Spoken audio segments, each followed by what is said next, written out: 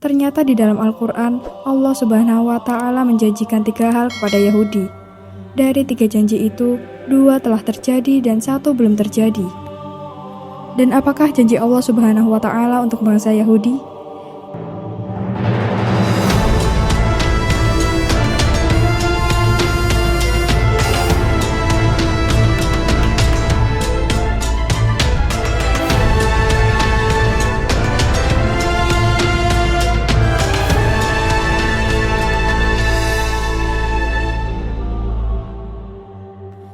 Assalamualaikum warahmatullahi wabarakatuh.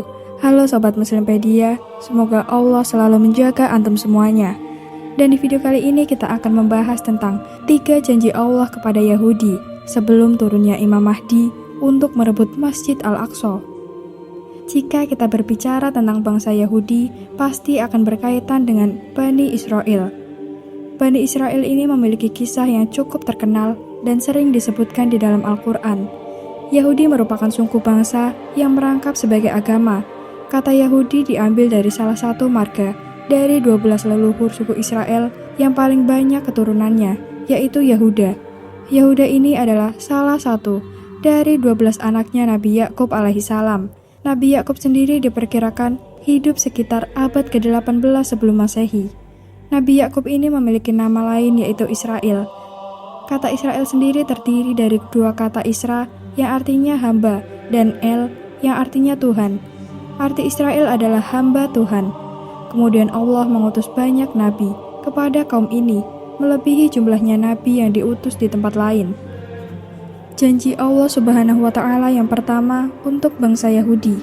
Karena memang terkenal akan kesombongan dan keras kepalanya, banyak dari nabi-nabi itu didustakan mereka.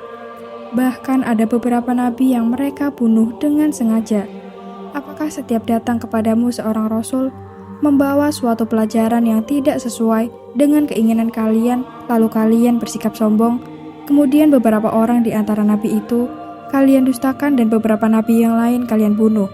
Quran Surat Al-Baqarah ayat 87. Bangsa ini juga dikatakan membunuh Isaiah, Zakaria, Yahya, dan nabi-nabi lainnya.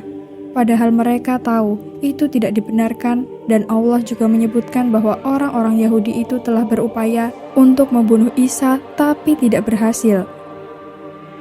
Bangsa Yahudi memang terkenal sebagai bangsa yang sering meremehkan bangsa lain. Mereka selalu menganggap bahwa bangsa merekalah yang terbaik dan paling istimewa di bumi ini. Kelakuan bangsa Yahudi ini ternyata bukan sekedar kebetulan, sebab Al-Quran telah menjelaskan tindak tanduk bangsa Yahudi. Allah Subhanahu wa Ta'ala berfirman, yang artinya, dan telah kami tetapkan terhadap Bani Israel dalam kitab itu, sesungguhnya kamu, Bani Israel, akan membuat kerusakan di bumi ini 2 kali, dan pasti kamu akan menyombongkan diri dengan kesombongan yang besar. Maka apabila datang saat hukuman kejahatan yang pertama dari kejahatan itu, kami mendatangkan kepadamu hamba-hamba kami yang mempunyai kekuatan besar. Lalu mereka mencarimu keluar masuk kampung ke seluruh negeri, dan itulah ketetapan yang pasti terlaksana. Quran Surat Al-Isra ayat 4-5. Ayat ini diturunkan di Mekah jauh sebelum kaum muslimin punya kekuatan di Madinah. Di catatan sejarah yang tercatat, bangsa Yahudi ini telah berkali-kali mengalami kehancuran sebelum datangnya Islam. Dulunya keberadaan bangsa Yahudi pernah hampir punah oleh kekuatan Babilonia dan Romawi. Ketika itu Yahudi ditaklukkan oleh Babilonia yang dipimpin oleh Raja Nebukadnezar. Kejadian itu terjadi sekitar abad ke-5 sebelum Masehi, sedangkan penaklukan bangsa Romawi kepada bangsa Yahudi terjadi antara 66 sampai 135 Masehi. Allah Subhanahu wa Ta'ala berfirman, yang artinya Dialah yang mengeluarkan orang-orang kafir di antara ahli kitab dari kampung-kampung mereka. Pada saat pengusiran pertama, kamu tidak menyangka bahwa mereka akan keluar, dan mereka pun yakin bahwa benteng-benteng mereka dapat mempertahankan mereka dari siksa Allah. Maka Allah mendatangkan kepada mereka hukuman dari arah yang tidak mereka sangka-sangka, dan Allah melemparkan ketakutan dalam hati mereka. Mereka memusnahkan rumah-rumah mereka dengan tangan mereka sendiri dan tangan orang-orang mukmin. Maka ambillah kejadian itu untuk menjadi pelajaran bagi orang-orang yang mempunyai pandangan. Quran Surat Al-Hasyr ayat 2. Pengusiran dan kehancuran bangsa Yahudi yang pertama kali mengakibatkan orang-orang Yahudi terpecah dan tersebar ke seluruh negeri. Janji Allah Subhanahu wa Ta'ala yang kedua kepada kaum Yahudi adalah Allah memberikan mereka giliran untuk menguasai dunia setelah sebelumnya bangsa Yahudi ini berhasil diluluhlantakkan. Allah Subhanahu wa Ta'ala berjanji kepada Yahudi untuk memberikan kesempatan kepada mereka untuk bangkit lagi dengan kebangkitan yang luar biasa. Jika dilihat di zaman sekarang, kaum Yahudi ini sekarang sedang menguasai dunia. Hampir seluruh lini mereka berhasil kuasai seperti bidang ekonomi, sosial, politik, dan pemerintahan. Hal ini dibuktikan dalam surat Al-Isra. Allah Subhanahu wa Ta'ala berfirman, yang artinya, kemudian kami berikan kepadamu giliran untuk mengalahkan mereka kembali, dan kami membantumu dengan harta kekayaan dan anak-anak, dan kami jadikan kamu kelompok orang yang lebih besar. Quran Surat Al-Isra ayat 6. Jika kita mendengar ayat tersebut, bukti nyatanya bisa kita lihat bahwa benua Amerika yang memiliki hanya 2% orang-orang Yahudi, tapi sebagian besar Yahudi berhasil menguasai Amerika. Saat ini teknologi-teknologi canggih yang ada di dunia sekarang sebagian besar diciptakan oleh orang Yahudi. Sekarang terbukti janji Allah Subhanahu wa Ta'ala yang kedua. Bangsa Yahudi berhasil membalas sakit hatinya dengan menduduki kembali negeri Syam atau Palestina. Bahkan, bangsa Yahudi berhasil mengalahkan pengaruh kaum muslimin di wilayah tersebut.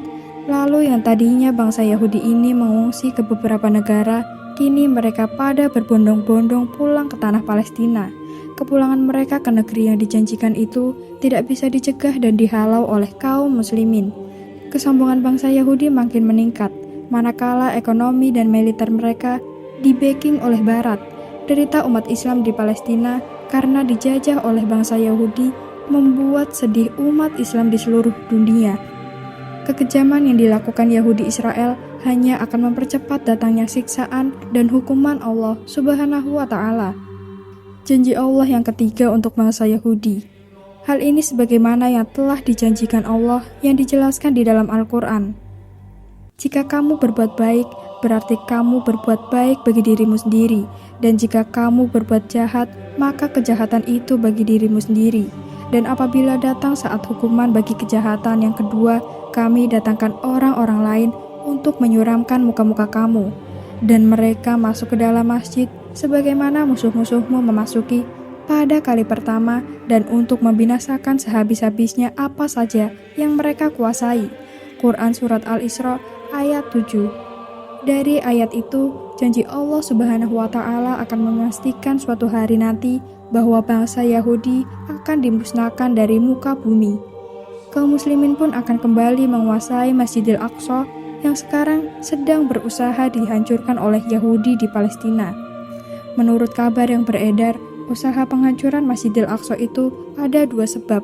Sebab yang pertama karena menurut pemahaman mereka, di bawah tanah Masjidil Aqsa ada kuil Sulaiman. Yahudi berusaha mengeluarkan kuil tersebut dari dalam tanah yang nantinya akan mengakibatkan rubuhnya Masjidil Aqsa. Sebab yang kedua karena Yahudi memang sengaja menyulut emosi seluruh umat Islam di dunia.